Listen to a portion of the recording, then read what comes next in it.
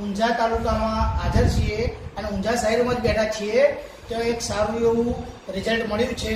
આ બેબીને ઘણી તકલીફો હતી, એમાં સારો એવો ફાયદો થયો છે. તો આજે એમના જ મોઢે આપણે સાંભળીએ તો એમને શું ફાયદો થયો. શું નામ બકા તારું? પટેલ રિયા ભાવિક કુમાર. ઓકે, અત્યારે હાલ શું કરો તમે?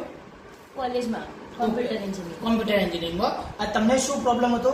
હાથ પગની નસને દુખતું હતું, માથું દુખાતું, ચક્કર આવતા. અને હું જ્યારે 12 સાયન્સમાં હતી એટલે પેન પણ નથી પકડાતી. એટલે પપ્પાએ સરને કીધેલું કે આના હોમવર્ક તો કશું આપવાનું નહીં અને વાંચી ના શકું, કારણ કે મારે ચાલીને વાંચવાની ટેવ, એટલે પગમાં નસ ફૂલી જાય ને એવું થતું હતું. આ બોટલ મેં અડધી જ ગળી છે અને એમાં મને કમ્પ્લીટ રિઝલ્ટ મળી ગયું. બરાબર. તો આનાથી તમે સંતોષકારક રિઝલ્ટ મળ્યું એવો અહેસાસ થાય છે? ઓકે. આ બાજુમાં બેઠો છે, તમારે શું થાય? મદદ. તો આમને શું હતું ને કઈ રીતનું હતું? તમારા શબ્દોમાં કઈ કહેવા માંગતો હોય તો? આને મારા હાથ પગની નસો, બધી જ નસો એટલી દુખાતી હતી ને, ત્યારે મેં 3-4 ડોક્ટરને બતાવી. ત્યારે 35,000 થી 40,000 ખર્ચો કર્યો.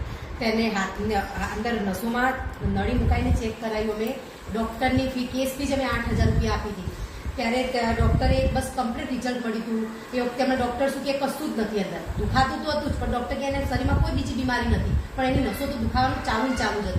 જ્યારે એમાં રેનેટસ નોવા લીધી, 15થી રેનેટસ નોવા ત્યારે સારું રહ્યું, અને 15 જેવા તો ઇન્જેક્શન અપાયા એના, તો એને રિઝલ્ટ બિલકુલ ના મળ્યું. રેનેટસ નોવા એને અડધી લીધી ત્યારે એને કમ્પ્લીટ રિઝલ્ટ મળ્યું. બરાબર.